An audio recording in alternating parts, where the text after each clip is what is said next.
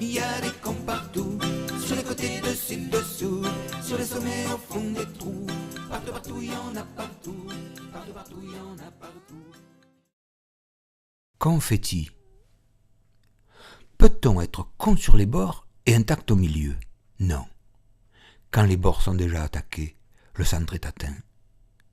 Toutefois, tant que le mal n'a pas tout envahi, ils peuvent se résorber à coups de bonne volonté.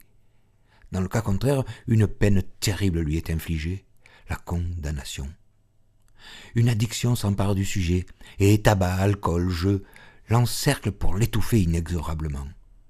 Le malade est difficilement récupérable. Il n'imagine alors sa vie que sous des pluies de confettis sonores et trébuchantes. Suivons les principales séquences d'une maladie à la con, le jeu. Séquence émotion.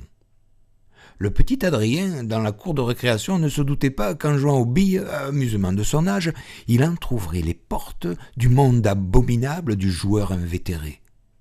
Dans ses sacs d'agate de verre se blottissait déjà le diable qui poussait, du bout de sa fourche, le jeune innocent vers des montées d'adrénaline. Séquence engrenage. Ce qui n'était qu'un gentil divertissement devint peu à peu une manie, puis une maladie. Un peu de chance et beaucoup de dextérité le faisaient briller dans ce jeu enfantin. Il devint le meilleur joueur de l'école et se mit à collectionner les billes de verre ainsi que les filles, toujours épatées par les perles rares. Séquence infernale.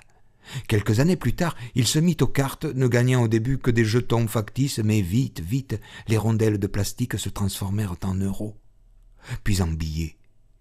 Bien que les parties gagnantes équilibraient les parties perdues, la connerie s'organisait dans son cerveau et s'installait définitivement au fil des rencontres. Les bords étaient pris, le centre gravement perturbé, le bas sérieusement attaqué. L'encerclement fut total lorsqu'il se mit à fréquenter les cercles de jeu. Séquence suicidaire.